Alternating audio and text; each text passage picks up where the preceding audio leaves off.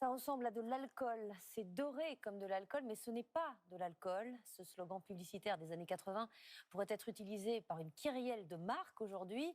Elles empruntent tous les codes des boissons alcoolisées pour séduire sans enivrer. Mais de quoi sont faits ces liquides? L'enquête de Simon Ricotier et Éric Mézy. À la manière de les préparer, à leur aspect et même à leur goût, on s'y tromperait. Mais les cocktails servis ici ne risquent pas de vous enivrer. Dans ce bar éphémère, on utilise des spiritueux inspirés du rhum, du gin ou de la vodka, mais sans une goutte d'alcool.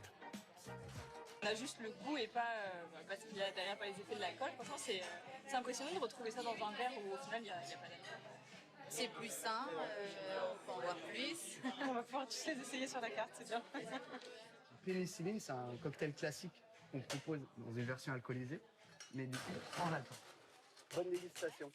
Dans ces cocktails vendus 12 €, des matières premières haut de gamme, fruits, fleurs, épices, peu de sucre et d'additifs pour tenter de se différencier des apéritifs sans alcool existants jusque-là. Alors, quel est le secret de ces nouvelles boissons à la mode? La recette commence comme celle de n'importe quel spiritueux, dans une cuve de macération. On va mélanger des plantes et des épices qu'on va faire macérer dans un premier temps. Ces plantes et ces épices, majoritairement, c'est de la baie de genièvre, qui est aussi l'ingrédient principal du gin. On a aussi de la coriandre, on a aussi de la cardamome. La suite de la fabrication rappelle aussi celle du gin. À une différence près, la distillation dans cet alambic ne se fait pas avec de l'éthanol, mais avec de l'eau. On utilise les mêmes ingrédients que pour un gin classique. Et tout l'enjeu, c'est justement de distiller à l'eau avec des contraintes qui sont différentes, notamment de chauffe. Et une chauffe qui doit rester douce et respectueuse des ingrédients. À la sortie, une boisson claire, très peu sucrée, aux arômes bien particuliers. Ça me vient le côté vert. C'est très bon.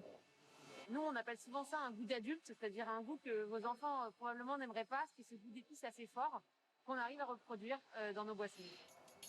Une boisson d'adulte, vraiment? Dans ce supermarché dont un rayon entier est réservé au sans-alcool, il n'y a pas de profil type chez les clients, mais les ventes croissent régulièrement. On retrouve plusieurs motivations à l'achat du sans-alcool. Ça peut être d'ordre religieux, par exemple. Ça peut être une volonté de ne plus consommer d'alcool. On retrouve également des femmes enceintes. J'ai pris du vin blanc, donc désalcoolisé. Pour une recette, c'est une volaille au Riesling. Donc du coup, on l'utilise comme alternative et c'est vrai que c'est plutôt pas mal. Le goût me plaît. Et quand je bois peu, mais je ne cherche pas l'ivresse. C'est tout. Avoir le flacon sans l'ivresse. Une promesse tentante aussi pour les jeunes, parfois séduits par des prix très attractifs. Mais ce type de produit qui joue sur les codes des bières, vins ou spiritueux pourrait les amener plus tard à l'alcool, selon ce médecin. On finit par acclimater les jeunes qui, d'ailleurs, pour la plupart d'entre eux, ne consomment pas, pour les amener à un moment donné à passer vers ce qui est la réalité, c'est-à-dire l'alcool. Les boissons sans ou avec très peu d'alcool représentent aujourd'hui 3,5%